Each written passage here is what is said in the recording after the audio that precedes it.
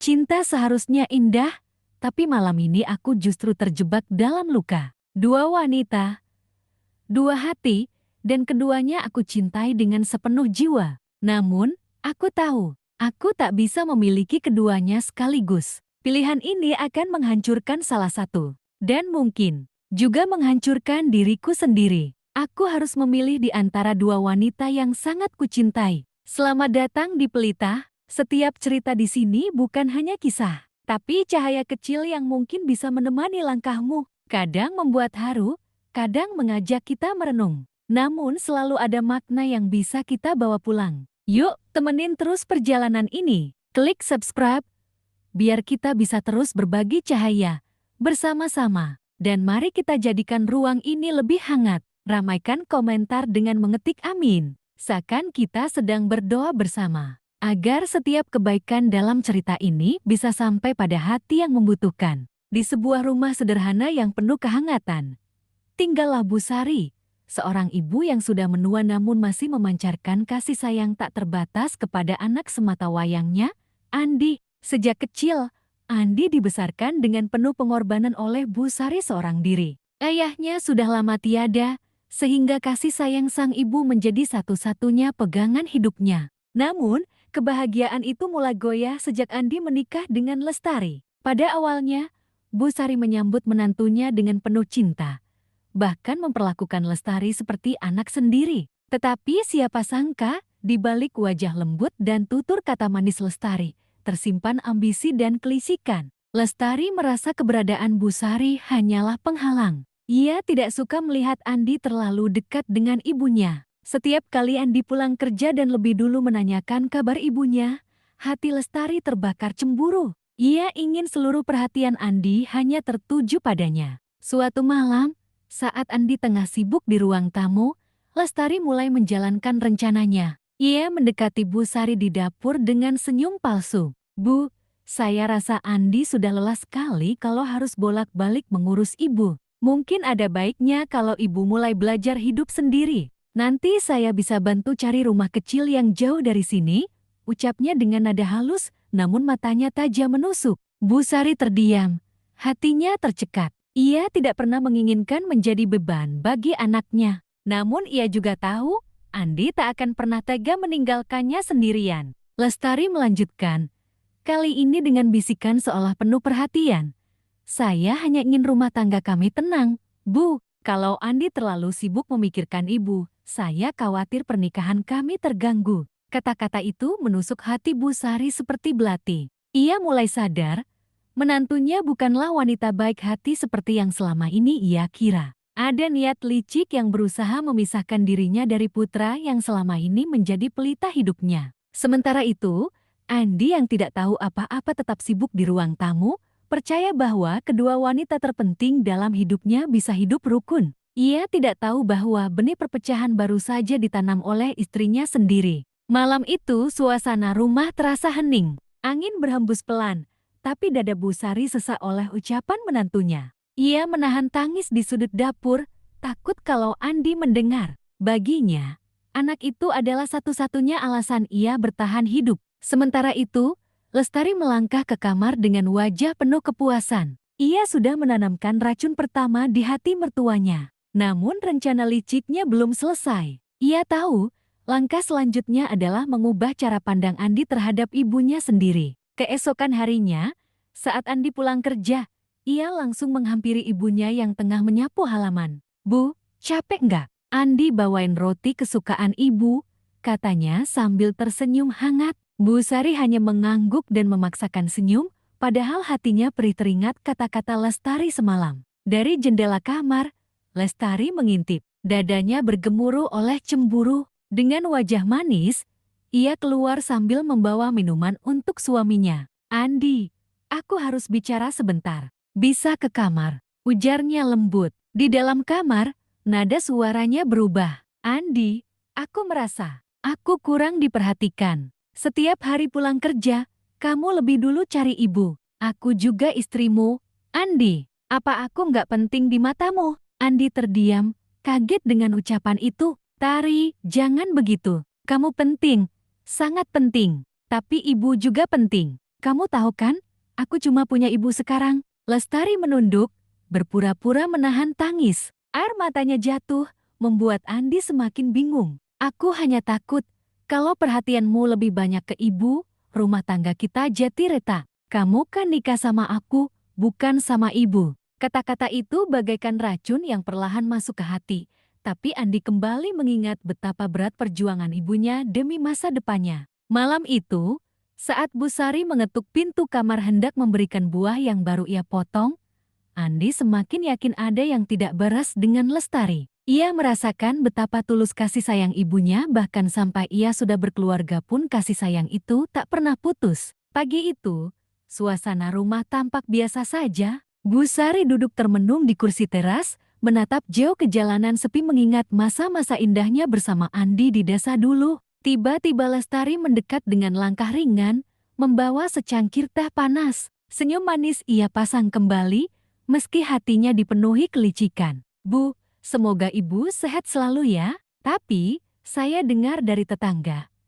Katanya ada panti jompo yang bagus. Mungkin kalau ibu tinggal di sana, bisa lebih nyaman. Ada teman-teman sebaya, ada perawat juga. Jadi Andi bisa lebih fokus sama pekerjaannya, ucapnya sambil menaruh teh di meja. Bu Sari menunduk, perih mendengar kata-kata itu. Ia tahu maksud menantunya jelas, ingin menyingkirkannya. Namun, tanpa disadari, Andi sudah berdiri di belakang pintu, mendengar semuanya. Hatinya bergejolak, perlahan ia melangkah keluar. Tari, suaranya datar namun tegas. Cukup, Lestari kaget. Wajahnya pucat. Andi, aku cuma mikirin yang terbaik buat kamu. Terbaik untukku, atau untukmu sendiri? Tatap Andi tajam. Aku ini bisa jadi siapa sekarang kalau bukan karena ibu. Dari kecil beliau yang berjuang sendirian, bahkan rela nggak makan asal aku bisa sekolah. Dan sekarang kamu suruh aku jauh dari ibu. Tidak, Tari. Selama aku hidup, ibu tetap nomor satu. Bu Sari tercekat, matanya berkaca-kaca. Ia tak menyangka anaknya masih setegas itu membelanya. Lestari menggigit bibirnya, menahan amarah. Jeti, aku nggak penting buat kamu. Andi, aku istrimu. Bukankah seharusnya aku yang lebih kamu utamakan? Andi menatapnya dingin. Aku tidak bilang kamu tidak penting. Tapi kalau kamu memintaku memilih, aku akan tetap memilih ibu. Karena ibu tidak bisa aku ganti dengan siapapun. Suasana menjadi hening. Bu Sari terisak pelan, sedangkan Lestari menunduk, tangannya mengepal. Dalam hatinya, ia berjanji tidak akan menyerah. Malamnya, saat Andi tertidur lelap, Lestari mendatangi mertuanya di dapur. Wajahnya tak lagi menyimpan senyum palsu. Dengar ya, Bu? Bisiknya dengan nada penuh tekanan. Jangan kira ibu menang. Selama aku jadi istri Andi, aku akan pastikan ibu nggak tenang di rumah ini. Kalau ibu benar-benar sayang sama Andi, sebaiknya ibu pergi dengan sendirinya. Jangan tunggu aku yang bikin ibu pergi dengan cara yang tidak enak. Bu Sari terdiam. Tubuhnya gemetar. Hatinya terhimpit rasa takut sekaligus sedih. Ia tahu menantunya berbahaya. Tapi di sisi lain, ia juga tidak ingin anaknya harus hidup dalam rumah tangga yang penuh pertengkaran karena dirinya. Sementara itu, di kamar, Andi terlelap, tidak tahu bahwa ibunya sedang ditekan dengan ancaman licik dari istrinya sendiri. Hari itu, matahari sudah tinggi ketika Bu Sari baru saja selesai menjemur pakaian di halaman belakang. Belum membasahi wajah tuanya, namun ia tetap tersenyum kecil, berusaha menutupi kepedihan hati. Baginya, selama masih bisa membantu pekerjaan rumah, itu sudah cukup untuk tidak merepotkan anak dan menantunya. Tiba-tiba Lestari datang menghampiri dengan wajah masam. Ia menunggu sampai Andi berangkat bekerja sebelum membuka topeng kelembutannya. Bu, ucapnya dengan suara rendah tapi tajam. Sebaiknya ibu mulai pikirkan lagi sampai kapan ibu mau tinggal di sini. Saya sudah capek menghadapi Andi yang selalu membela ibu. Kalau begini terus, saya bisa ambil jalan terakhir. Bu Sari berhenti melipat kain, menoleh dengan tatapan cemas. Jalan terakhir, maksudmu apa? Nak, Lestari mendekat, menundukkan wajahnya hingga sejajar dengan mertuanya, lalu berbisik dengan dingin, aku bisa minta cerai dari Andi, Bu, dan kalau itu terjadi, aku akan bawa anak kami pergi jauh. Andi tidak akan pernah bisa melihat anaknya lagi. Darah Bu Sari serasa berhenti mengalir. Ia tertegun, matanya melebar, bibirnya gemetar. Jangan begitu, Nak. Andi sangat mencintai anak itu. Dia pasti hancur kalau kehilangan buah hatinya. Itulah, sahut Lestari dengan senyum sinis. Kalau ibu masih terus ikut campur dan bikin aku merasa terpinggirkan, aku yang akan buat Andi hancur. Aku akan pergi dan bawa anak kami jauh darinya. Jadi pikirkan baik-baik, Bu. Kalau ibu benar-benar sayang sama Andi, sebaiknya ibu yang pergi duluan dari rumah ini. Bu Sari tak kuasa menahan air mata. Dilema besar menghimpit dadanya. Haruskah ia bertahan demi kebersamaan dengan putra satu-satunya?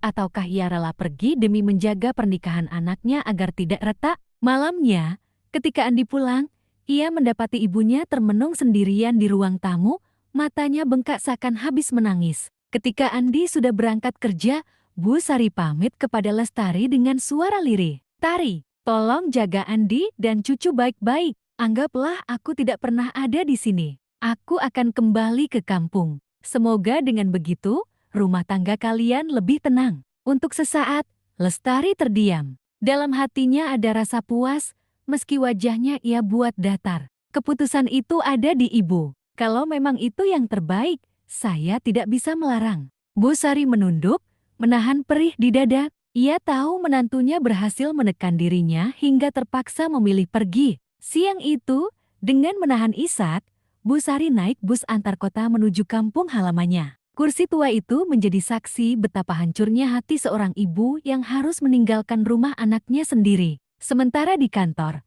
Andi tiba-tiba merasa gelisah. Entah kenapa, hatinya seperti ditusuk rasa kehilangan. Ia mencoba menelpon ibunya, tapi nomor itu sudah tidak aktif. Ia tidak tahu bahwa saat itu ibunya sedang duduk sendirian di bus, melaju jauh meninggalkannya. Di rumah, Lestari menatap kosong ke jendela. Ia berhasil membuat mertuanya pergi, tapi di balik hatinya ada sedikit rasa takut. Sebab ia tahu, cepat atau lambat, Andi akan menyadari bahwa ibunya tidak pergi dengan sukarela. Sore itu, Andi pulang kerja dengan wajah letih namun hatinya penuh semangat, seperti biasa ia ingin menyapa ibunya. "Ibu, Bu Sari, aku pulang," serunya sambil melepas sepatu di ruang tamu. Namun, rumah terasa sepi. Tidak ada jawaban. Tidak ada suara langkah ibunya yang biasanya segera menyambut. Meja makan kosong, padahal biasanya selalu ada teh hangat atau makanan sederhana yang disiapkan. Andi berjalan ke kamar ibunya, kosong. Lemari setengah terbuka, dan di sudut ruangan ia melihat tempat tidur yang tampak rapi, seolah tidak akan ada lagi yang tidur di sana. Hanya ada kain batik yang tertinggal, terlipat rapi di atas bantal. Andaikan aku nggak salah lihat, barang-barang ibu banyak yang hilang, gumam Andi dengan dahi berkerut. Ia segera mencari Lestari, yang saat itu sedang duduk santai sambil memainkan ponselnya. "Tari, ibu kemana?" tanya Andi dengan suara bergetar. Lestari berpura-pura terkejut. "Oh, itu ibu sendiri yang bilang mau pulang ke kampung. Katanya biar kita lebih leluasa ngurus rumah tangga. Aku juga nggak bisa melarang, kan? Itu keputusan beliau." Andi terdiam.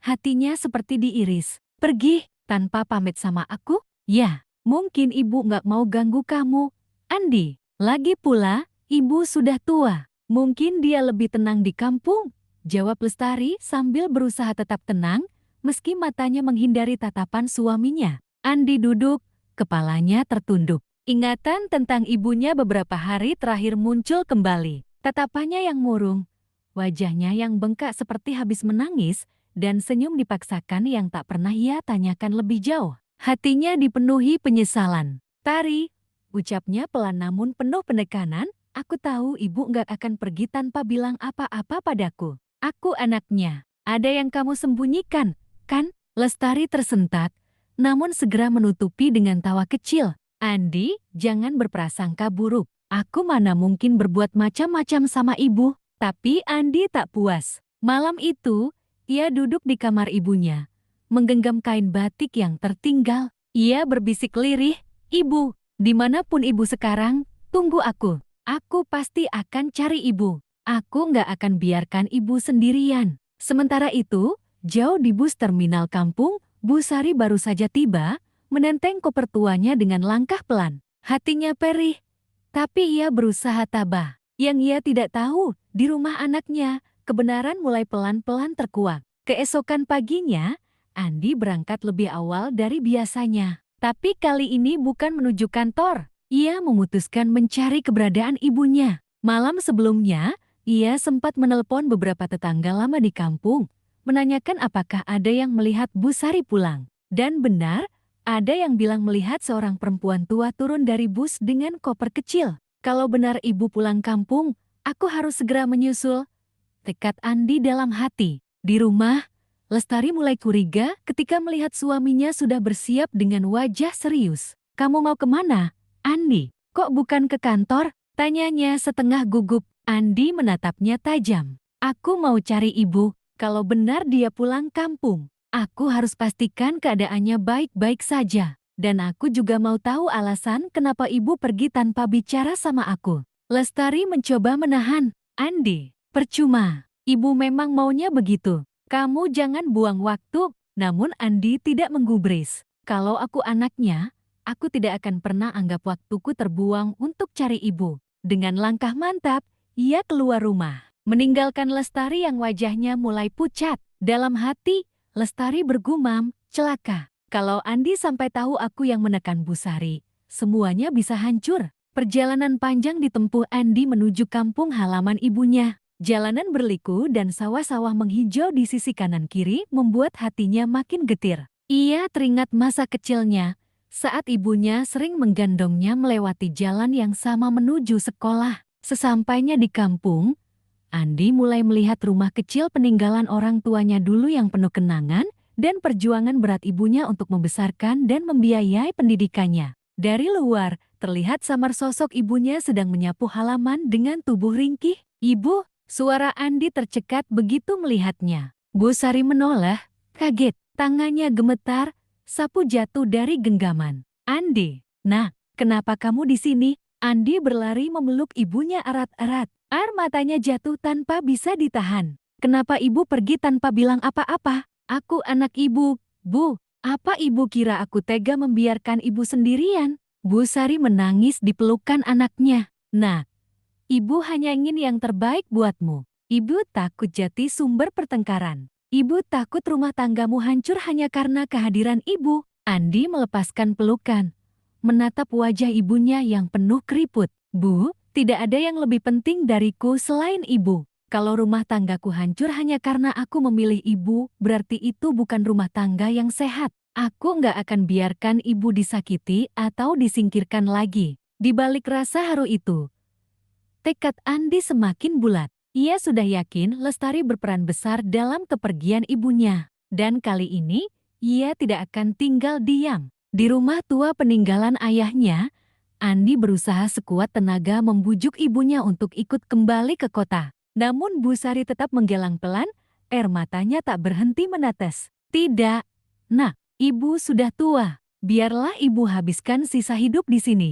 Di kampung, hati ibu lebih tenang. Ibu tidak ingin jati bebanmu lagi, apalagi membuat rumah tanggamu retak.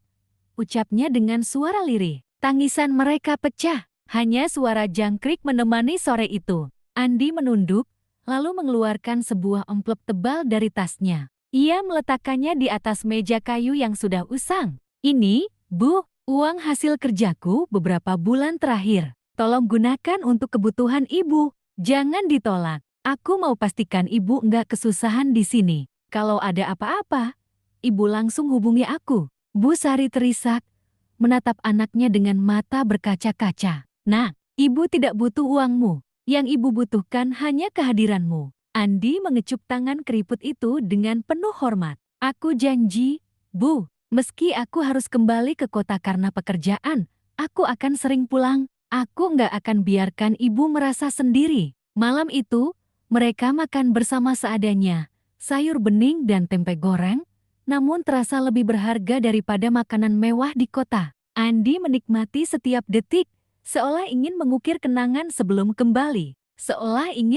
kenangan sebelum kembali. Keesokan paginya, dengan hati berat, Andi berpamitan. Ia memeluk ibunya erat sekali, seolah tak ingin berpisah. Doakan aku, Bu, aku akan pulang lagi secepat mungkin. Pergilah, nak, bekerjalah dengan baik. Jangan pikirkan ibu, yang penting kamu bahagia. Jawab Bu Sari sambil tersenyum getir, meski hatinya kembali hancur. Andi melangkah pergi, menahan tangis. Dari kejauhan, ia sempat menoleh. Melihat ibunya berdiri sendirian di depan rumah, melambaikan tangan dengan tubuh rapuhnya. Gambar itu menancap dalam hatinya, menjadi alasan untuk terus berjuang. Namun di sisi lain, ia tahu, begitu ia kembali ke kota, ia harus menghadapi Lestari. Dan kali ini, ia tidak akan diam. Malam itu, Andi tiba kembali di rumah kota. Perjalanan panjang dari kampung masih terasa melelahkan, tapi hatinya jauh lebih berat. Bayangan wajah ibunya yang sendirian di rumah tua terus menghantui pikirannya. Begitu masuk, ia mendapati Lestari sedang duduk di ruang tamu sambil memangku anak mereka. Wajahnya langsung berubah, berpura-pura lega melihat suaminya pulang. Andi, kamu kemana saja? Aku khawatir, nggak ada kabar. Andi menatapnya dingin, meletakkan tas kerjanya di meja dengan hentakan. Aku ke kampung, nyari ibu. Wajah Lestari seketika menegang. Kampung, jadi ibu benar-benar di sana? Ya, jawab Andi singkat. Nadanya tajam. Aku sudah ketemu, dan aku tahu kenapa ibu pergi. Dia nggak akan pernah pergi begitu saja kalau bukan karena tekanan. Tari, jangan anggap aku bodoh. Lestari mulai panik, tapi mencoba menutupi dengan suara manis. Andi, aku enggak maksud apa-apa. Aku cuma ingin rumah tangga kita tenang. Kalau ibu tinggal sama kita, aku merasa tersisih. Aku istrimu, tapi kamu selalu lebih mengutamakan dia. Andi berdiri, menatap istrinya tajam. Jangan balikan keadaan. Ibu itu orang tuaku, darah dagingku. Tanpa dia, aku bukan siapa-siapa. Dan kamu tega bikin dia merasa tidak diinginkan. Sampai dia memilih pergi dengan hati hancur. Anak mereka menangis karena suara keras Andi. Lestari menggendongnya sambil berkata dengan nada menantang, kalau begitu, Andi, pilih aku atau ibumu. Kalau kamu terus membela dia, aku akan pergi. Aku akan bawa anak ini jauh darimu. Kamu gak akan pernah lihat dia lagi. Andi terdiam sejenak, dadanya bergemuruh, tapi kemudian ia melangkah maju mendekat. Dengan suara bergetar penuh amarah dan kesedihan, ia berkata, Tari, jangan sekali-sekali kamu berani ancam aku dengan anakku. Aku akan selalu jati ayahnya, dan tidak ada yang bisa memisahkan kami. Dan ingat baik-baik, aku tidak akan pernah meninggalkan ibu. Kalau kamu mau jati istriku, kamu harus terima itu. Kalau tidak, mungkin kamulah yang harus pergi. Lestari tercekat. Kata-kata Andi seperti tamparan keras di wajahnya. Untuk pertama kalinya sejak menikah, ia benar-benar melihat keberanian suaminya membela ibunya tanpa ragu. Suasana rumah menjadi tegang. Hanya suara tangisan bayi yang memecah keheningan. Dalam hatinya, Andi sudah bulat. Ia tidak akan membiarkan ibunya disakiti lagi, meski harus mempertaruhkan rumah tangganya sendiri. Beberapa minggu berlalu sejak pertikaian besar itu. Andi sibuk dengan proyek besar di kantornya, sehingga ia belum bisa pulang ke kampung menjenguk ibunya. Namun di sela-sela pekerjaannya, ia selalu menelpon Bu Sari, memastikan ibunya sehat dan tidak kekurangan apa-apa. Uang yang kemarin Andi kasih cukup, kan, Bu? Jangan sungkan dipakai, ya? Ucap Andi lembut lewat telepon. Iya, nah, cukup sekali. Ibu baik-baik saja di sini. Kamu jangan khawatir. Fokus saja kerja. Jawab Bu Sari, meski suaranya masih menyimpan kerinduan. Namun, percakapan itu ternyata tanpa sengaja terdengar oleh Lestari. Dari balik pintu, ia mendengar jelas bahwa Andi sudah menyerahkan uang simpanannya dalam jumlah besar kepada ibunya. Api cemburu bercampur keserakahan pun kembali menyala di dalam hatinya. Jati benar, Andi lebih memilih ibunya daripada aku. Kalau begitu, aku sendiri yang akan ambil semua itu.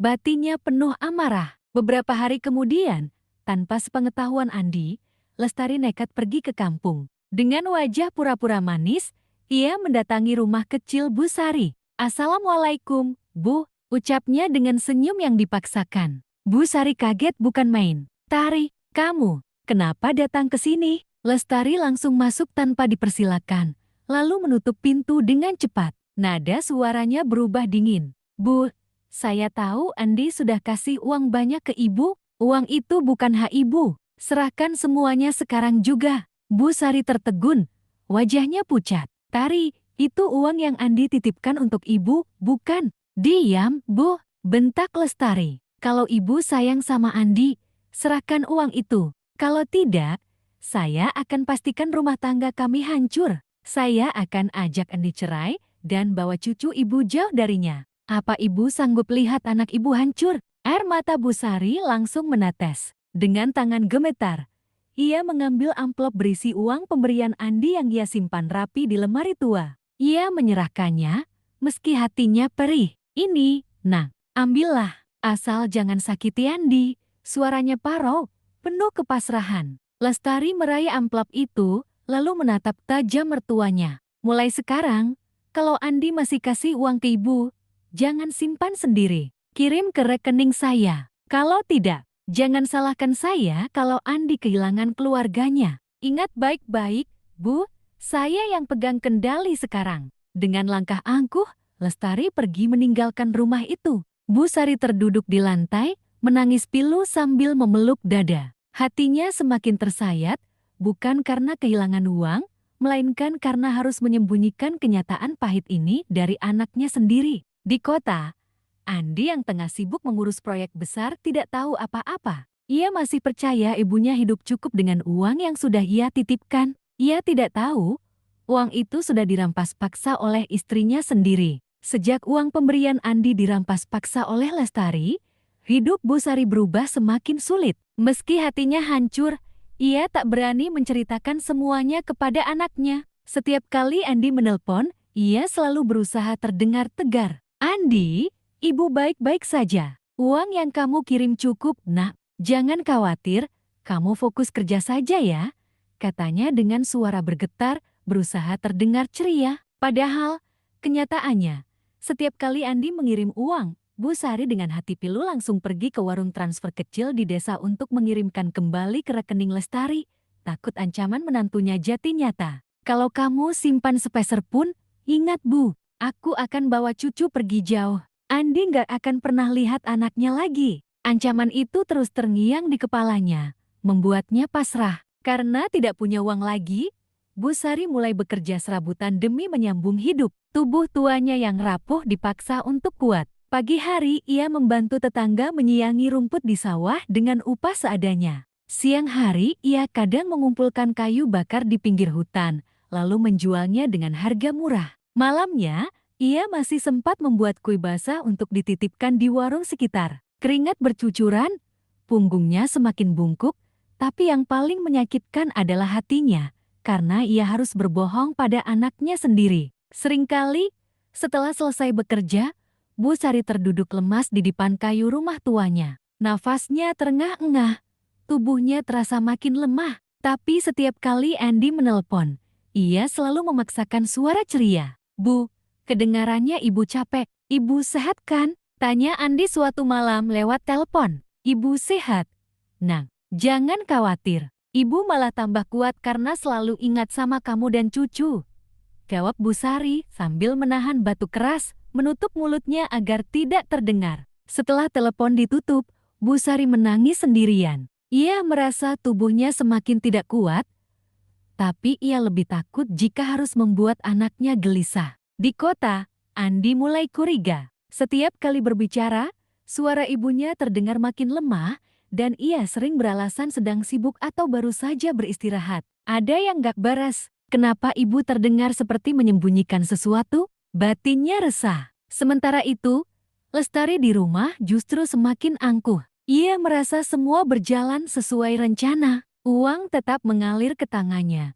Sementara Bu Sari terpaksa menanggung derita sendirian. Yang tidak ia sadari, kesabaran Andi ada batasnya. Hatinya semakin yakin bahwa ada sesuatu yang kelam yang sedang menimpa ibunya. Hari itu Andi tak lagi bisa menahan kegelisahannya. Suara ibunya yang makin lemah di telepon, alasan-alasan yang selalu terdengar dipaksakan semuanya membuat hatinya resah. Ia memutuskan untuk pulang ke kampung diam-diam, tanpa memberitahu siapapun, bahkan Lestari. Perjalanan panjang ia tempuh dengan dada bergemuruh. Ibu pasti sedang sembunyikan sesuatu dariku. Aku harus lihat dengan mata kepalaku sendiri. Sore hari, bus yang ia tumpangi berhenti di jalan kecil dekat persawahan. Andi memilih berjalan kaki menuju rumah tua ibunya. Namun sebelum sampai, langkahnya terhenti. Di tengah hamparan sawah, ia melihat sosok yang sangat dikenalnya. Tubuh kurus itu membungkuk di bawah terik matahari, tangannya memegang cangkul, napasnya terengah-engah. "Ibu," suara Andi tercekat. Belum sempat ia berlari, dilihatnya Busari goyah, tubuhnya hampir rubuh. Cangkul jatuh dari genggaman, tubuhnya gemetar hebat seakan tak kuat lagi menopang. Andi segera berlari, menahan tubuh ibunya sebelum jatuh ke lumpur sawah. "Ya Allah, Ibu, kenapa Ibu sampai kerja begini? Bukannya uang yang aku kasih cukup?" Seru Andi panik, memeluk tubuh ibunya yang basah oleh keringat. Busari menutup wajahnya, air mata bercampur keringat. "Nak, maafkan Ibu. Ibu terpaksa. Nak, semua uangmu, Ibu sudah transfer kembali ke Lestari." Dia mengancam, "Kalau Ibu simpan sepeser pun, dia akan bawa cucumu pergi jauh darimu." Andi terdiam, seperti tersambar petir. Jantungnya berdegup kencang.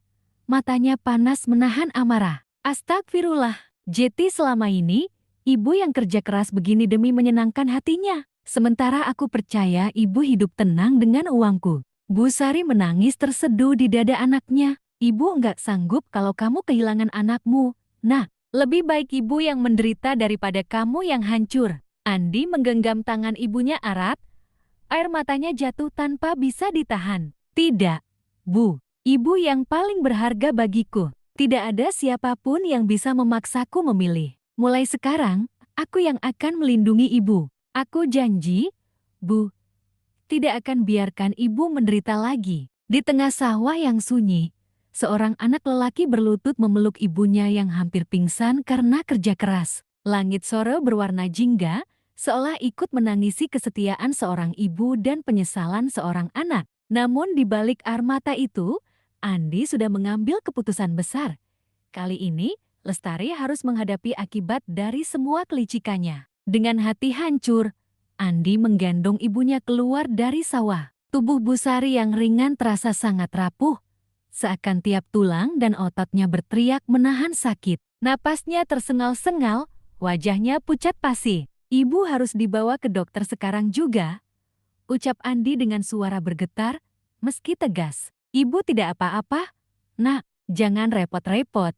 Busari mencoba menahan, tapi suaranya terlalu lemah. Andi menggeleng keras. "Tidak, Bu, aku sudah terlalu lama membiarkan Ibu menderita sendirian. Cukup, aku nggak akan diam lagi." Sesampainya di klinik desa, dokter memeriksa Busari dengan seksama. Hasilnya membuat Andi semakin menyesal. Beliau kelelahan parah, kurang gizi, dan tekanan darahnya turun drastis. Kalau dibiarkan, bisa berakibat fatal. "Pastikan beliau istirahat total, jangan sampai bekerja berat lagi," kata dokter dengan nada serius. Andi hanya bisa menunduk, menggenggam tangan ibunya yang terbaring lemah. Air matanya menetes tanpa bisa ia tahan. "Aku anak yang gagal. Bagaimana bisa aku biarkan ini terjadi pada orang yang paling kucintai?" Malam itu, di rumah tua yang sepi, Andi duduk di samping dipan ibunya. Busari sudah tertidur setelah diberi obat oleh dokter.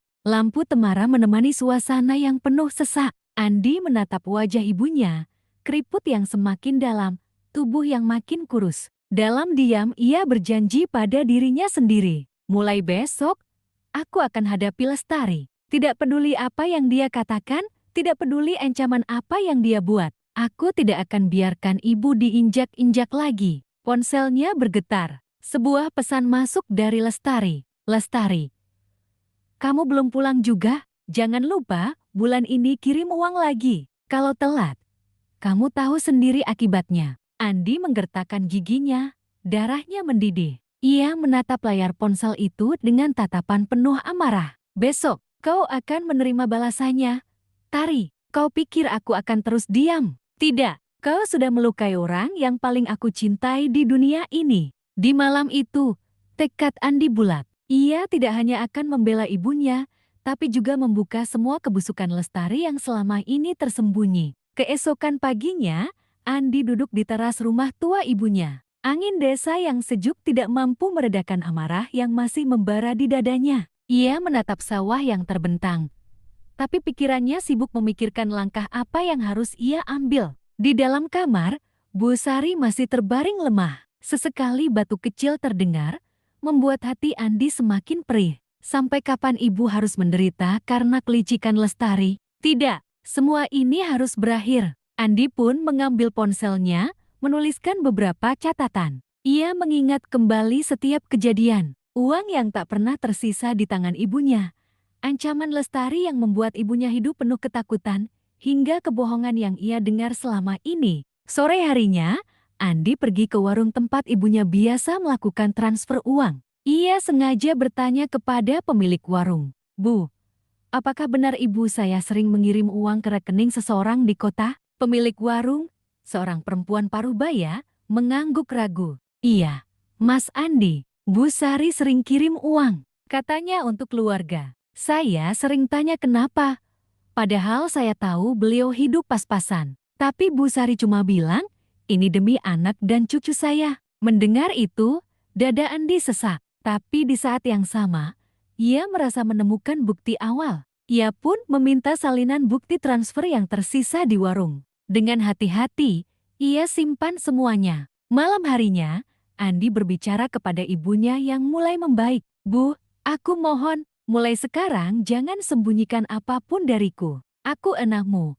Aku harus tahu apa yang sebenarnya terjadi. Ibu nggak boleh tanggung semua beban sendirian." Bu Sari terdiam, lalu menangis lirih. "Nah, ibu hanya ingin kamu bahagia. Ibu takut kehilangan cucumu. Ibu takut kalau Lestari benar-benar menjauhkan kamu dari anakmu." Andi menggenggam tangan ibunya erat. "Tidak ada yang bisa memisahkan aku dari anakku, Bu. Dan tidak ada yang bisa memisahkan aku dari ibu. Aku janji, kali ini aku akan melawan Lestari. Aku sudah punya bukti. Aku akan pastikan dia berhenti menyiksa ibu." Malam itu, Andi mulai merancang langkah besar. Ia akan kembali ke kota dengan wajah tenang, seolah tak mengetahui apapun. Namun diam-diam, ia menyiapkan bukti transfer, rekaman percakapan dengan ibunya, dan juga saksi dari warung. "Kalau perlu, aku akan bawa ini ke pengadilan. Biarlah semua orang tahu siapa Lestari sebenarnya.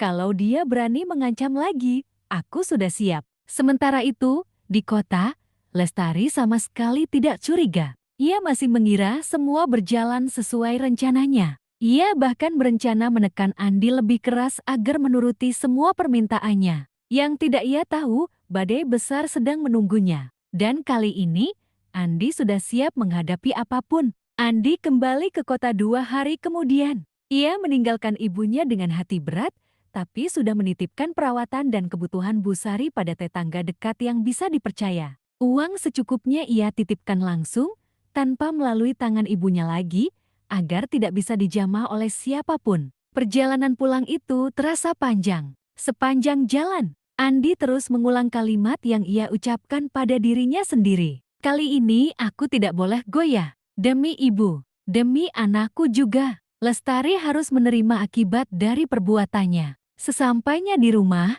Lestari menyambut dengan wajah cemberut. "Kamu dari mana saja, Mas? Tiba-tiba menghilang tanpa kabar. Kalau aku lapor polisi gimana?" katanya ketus, sambil melipat tangan di dada. Andi menahan diri, wajahnya dibuat setenang mungkin. "Aku keluar kota sebentar urus pekerjaan tambahan, proyek baru. Aku nggak sempat kasih kabar," jawabnya singkat. Lestari melirik tajam, tapi kemudian tersenyum sinis. "Ya sudah, kalau begitu jangan lupa gajianku bulan ini. Aku kan sudah capek ngurus rumah sama anakmu." Andi menatap istrinya dalam-dalam, tapi tetap dengan senyum tipis. "Iya, nanti aku atur." Dalam hatinya, Andi bergemuruh. Jati benar, baginya aku hanya mesin uang. "Baiklah, Tari, mainmu sudah terlalu jauh." Malam itu, setelah semua tertidur, Andi duduk di ruang kerjanya. Ia membuka laptop,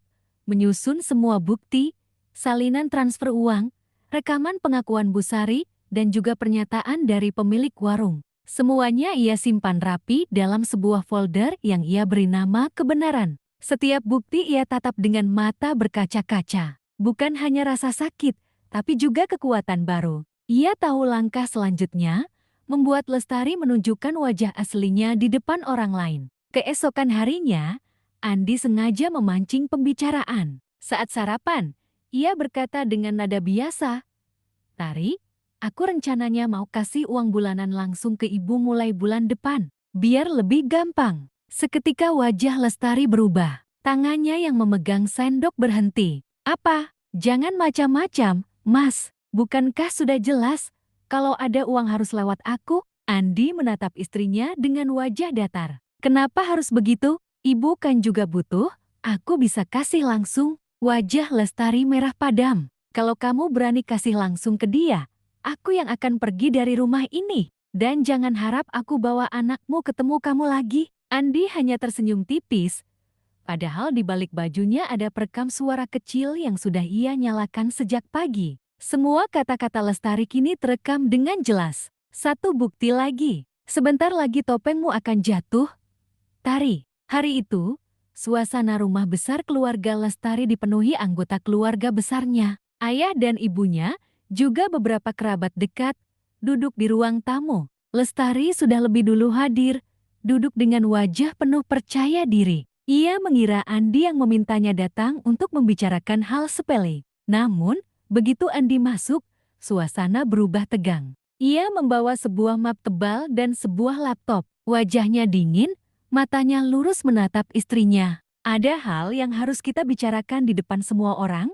ucap Andi pelan tapi jelas. Lestari menatap suaminya dengan alis terangkat. "Apalagi sih, Mas? Jangan bikin drama di depan keluargaku." Andi membuka map itu, mengeluarkan lembaran-lembaran bukti transfer. "Ini bukti uang yang selama ini seharusnya untuk ibu, tapi ibu tidak pernah menikmatinya, karena semuanya kau paksa untuk dikirim ke rekeningmu." Wajah Lestari langsung berubah. "Apa maksudmu? Itu fitnah." Andi tidak berhenti. Ia menyalakan rekaman suara yang ia ambil beberapa hari lalu. Suara Lestari terdengar jelas.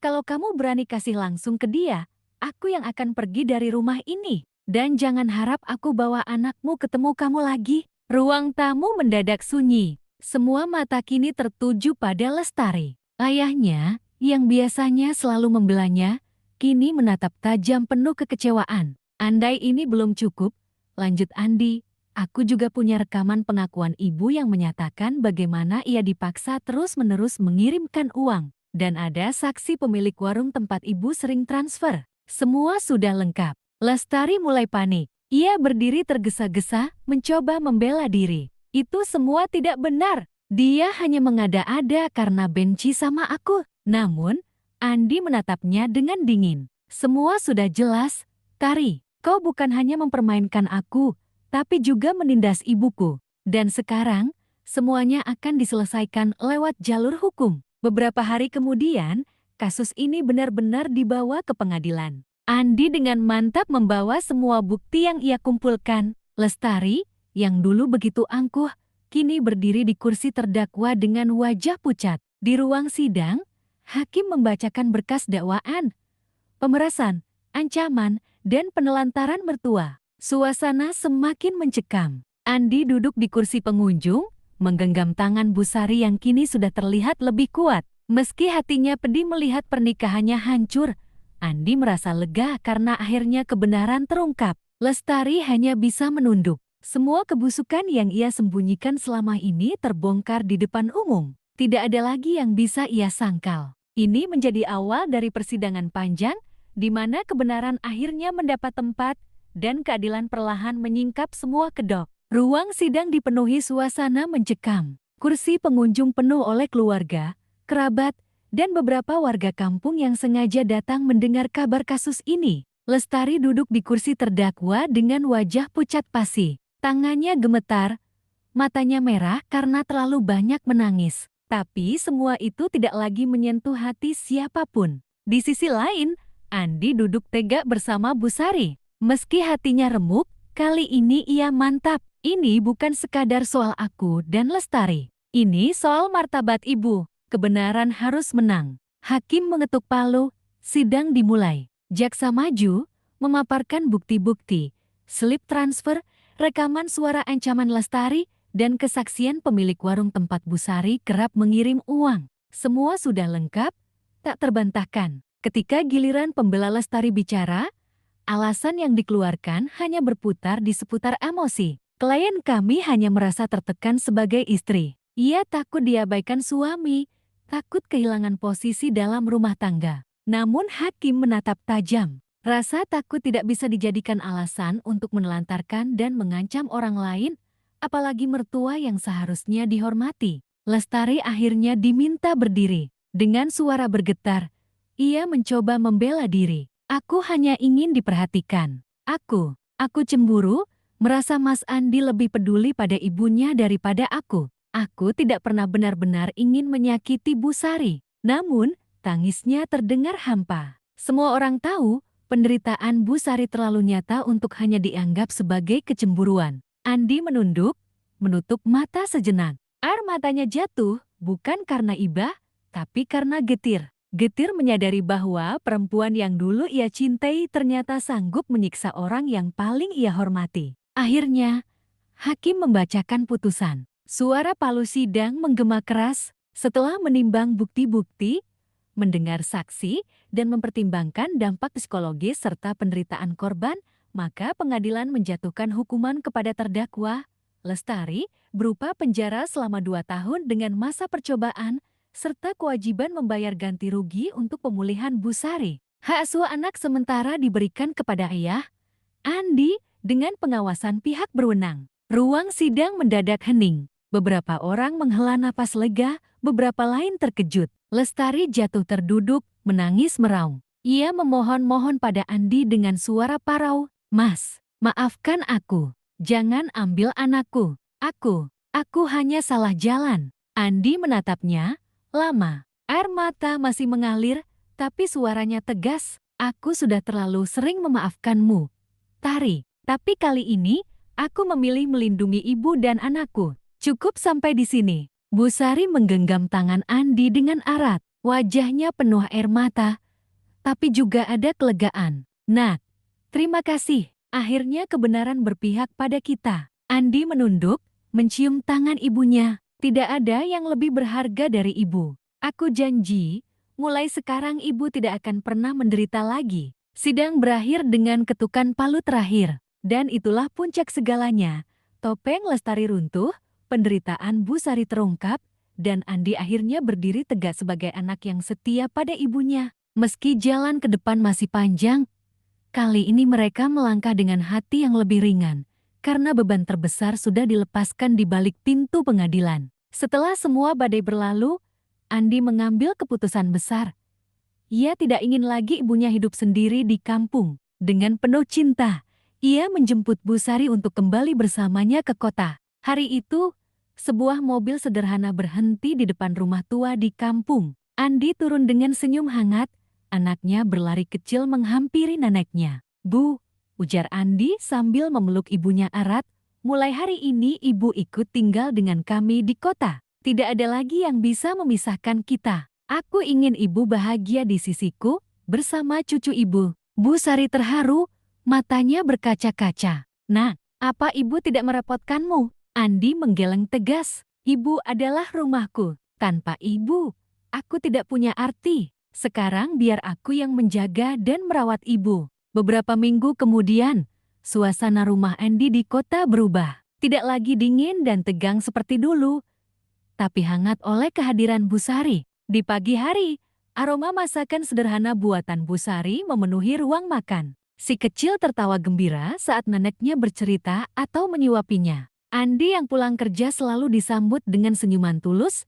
sesuatu yang lama tak ia rasakan. Ia merasa rumahnya kini benar-benar hidup kembali. Suatu sore, mereka duduk bertiga di balkon rumah kota itu. Andi menatap langit jingga, lalu berbisik pada ibunya, "Bu, terima kasih karena sudah sabar melalui semua ini. Sekarang biarlah kita jalani hidup baru, bersama, tanpa luka lagi." Bu Sari menepuk tangan anaknya, tersenyum lembut. Nah, inilah yang ibu impikan sejak dulu. Bukan harta, bukan kemewahan. Hanya kebersamaan kita. Andi tersenyum, memeluk ibunya dan anaknya sekaligus. Dalam pelukan itu, ia merasa lengkap. Kini, di tengah hiruk-pikuk kota, mereka hidup dengan sederhana namun penuh kebahagiaan. Luka lama perlahan sembuh, berganti cahaya baru. Karena sesungguhnya, kebahagiaan sejati bukanlah rumah besar atau harta melimpah, melainkan ketika keluarga bisa kembali utuh,